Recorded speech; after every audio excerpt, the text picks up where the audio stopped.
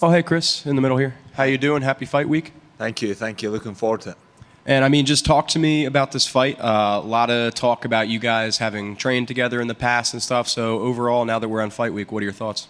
And not much, to be honest. I've done this before with a training partner. You know, it is what it is. This is business, you know. And the good thing is, fighting's a great equalizer. You know, we get to go out there and dish it out to each other on a Saturday night. So looking forward to it. Yeah. And to confirm, he has not been to ATT this camp, correct?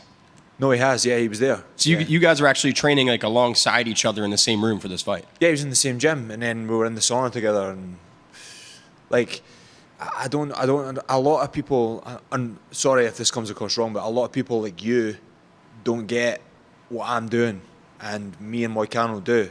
Like, we have so much respect for each other that, you know, like, it's going to be fighting, and like I said, it's going to be an equalizer on Saturday night.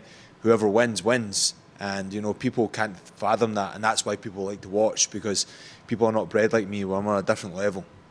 And I understand ATT is a huge room, so you guys actually haven't been, like, working at all with each other for this camp, right, even though you've been in the same room? No, that would be cheating. So, yeah.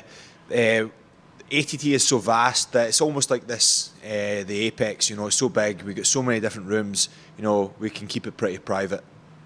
And I'm just wondering what the buzz is overall, ATT. Like, are they like excited for this, looking forward to this fight? Is there any, like, I don't know, weirdness in the air? Does that make sense? They obviously don't like it, but you know how big the UFC is, and it just sometimes has to happen.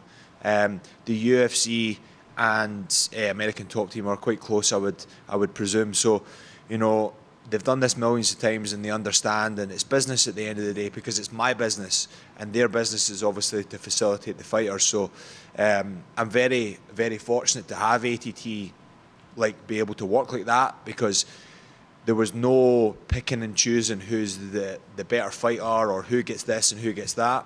It's straight down the middle. Everybody gets the same opportunity. And I don't know how much you can take away from your guys' past work with each other, but just on paper, talk to me about this fight stylistically. A lot of fans are saying you bring like the dynamite, the explosivity. If it goes to the further rounds, it could favor Moicano maybe with experience. So what are your thoughts? I definitely don't think it will favour him later in the rounds. You know, I'm built for 5 rounds. I love 5 rounds. I feel like I get to express myself a little bit better when it comes to the 5 rounds. But yeah, I feel obviously he's a fantastic opponent. You know, unfortunately, he's a teammate, but listen, I'm absolutely ecstatic to be able to be stepping across the octagon for him, in front of him, sorry. You know, what an opponent. Like, the actual caliber of opponents he's had in the past, Jose Aldo, Islam Makhachev, like, the resume is insane. He's top 10 with a win. I assume that puts you there. Any idea what's next for you? I'm not thinking any further into the future. Moicano Saturday, home Sunday, and that's all I've got planned. Last one for me, and it's about the future, but immediately after the fight. You guys, no animosity? You guys good, hugging, shaking hands afterwards? Oh, definitely, yeah, definitely. He's a really nice guy. Like, I've spent a lot of time with him, and I think he's a brilliant guy, great individual, and I hope to God that he thinks the same. It's just business, and I'm sure he will. It's just, he's a professional. As you mentioned, you know, it's part of the business, the gym.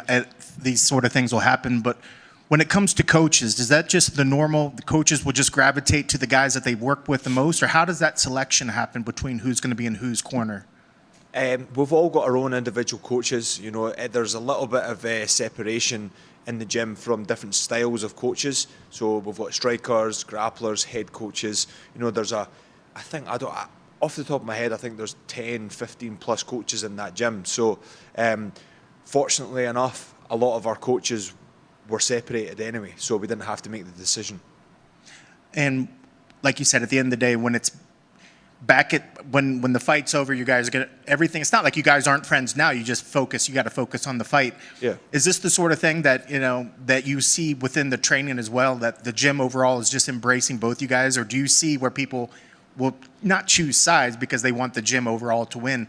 But is that a sort of a natural thing where will the gym just be supporting whoever wins and then as well supporting the guy that loses, or how does the overall gym structure change a little bit when a fight like this happens? Yeah, I think it would be bad upon American Top Team to not do that. I think for them to support us both is like, it's a no-brainer to me. Like, anybody who thinks that they wouldn't support us is insane. ATT have been a lease of life for my MMA career, and that's why I went to ATT again, regardless of who I went with. And the conversations that I have with Dan and Richie at ATT, it's just as my home as it is Moicano's. And, they will support me all the way. And that's what a good gym does. And I know this week he's an opponent, but this is a guy that I'm sure you've looked up to and you've watched his career. So when you think about him, his fight style over the past, what are some of the great things that you've seen about him as a training partner as well as just a fighter representing your gym? Obviously, the caliber we talked about before, the caliber of opponents he's went through, and his grappling is exceptional. He's fucked me up many times in the gym when I first started going there. So, I learned a lot from him. He was kind enough to share some details. He's a good guy. And we're just going to fight on Saturday night. And I've accomplished so much in the last 5 years. I've gotten much better as a fighter over the last 5 years, because I wouldn't be sitting here today if I didn't think I could beat Moicano. And even with that, the UFC put you as a main event.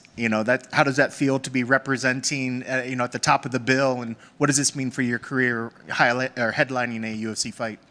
Jesus, it's amazing. Signing the posters, getting goosebumps thinking about it right now. It's like dreams come true. I've my training partner Robert, he said like a lifetime of work for this one moment. Like, people think it just comes like this. It doesn't.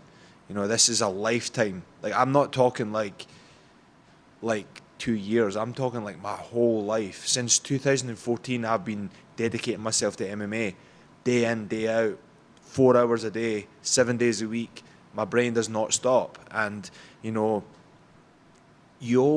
always like thinking back to like what I could do better.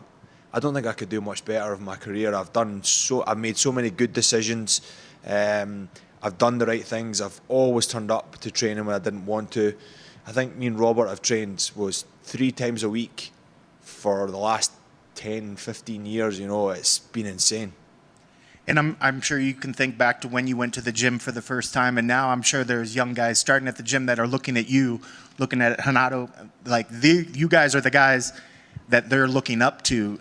Do you appreciate the fact that now you got these young guys coming to look at you as a potential role model? Do you feel that now? Oh, definitely.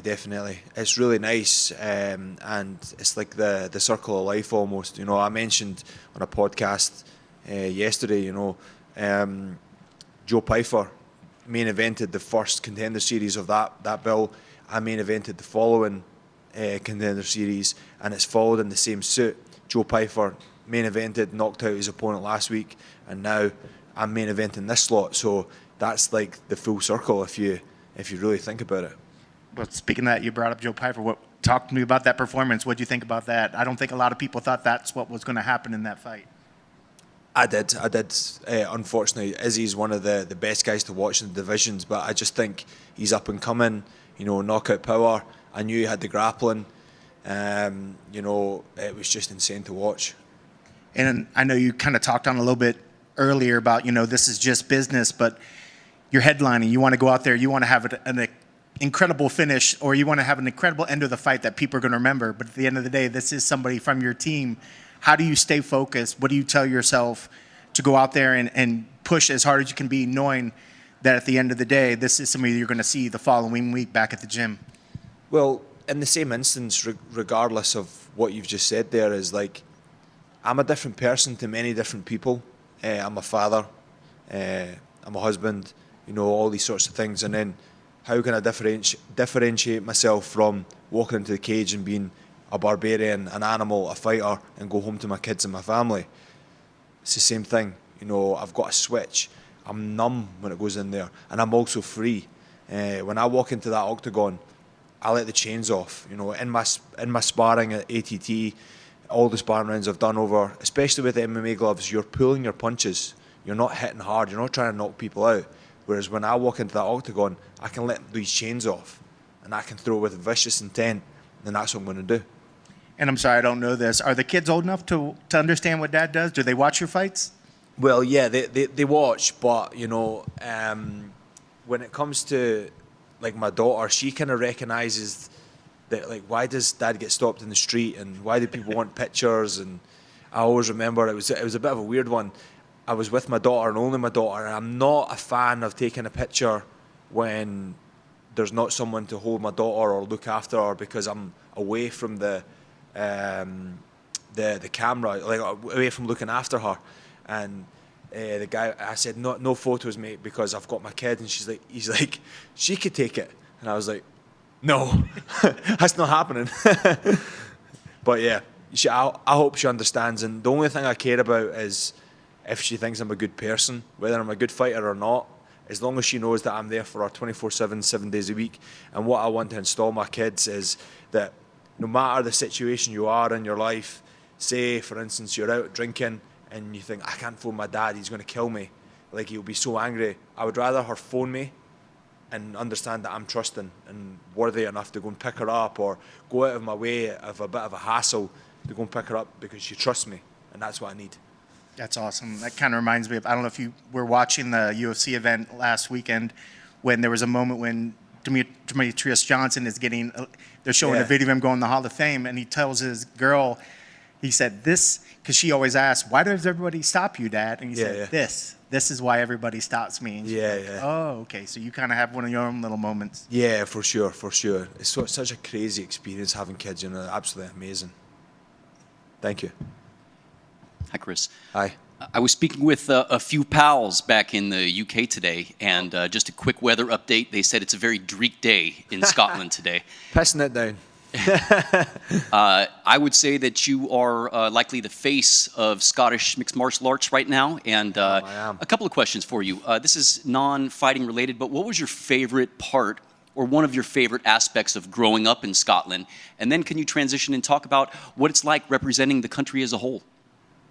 One of my favourite things of growing up in Scotland would obviously be the scenery and the kind of patriotic symbols that we have, like the bagpipes and these sorts of things. They always bring me chills. They always bring me like sheer pride. And playing sports for your country and representing your country, like for instance when I went and played in France, played rugby, we represented Stirling County Rugby Club, and that was a Scottish team. So I always hold that near and dear to my heart, and that's why I wear the flag. One thing as well, like the UFC don't allow you to change your shorts unless you change your country to match the colour of the shorts.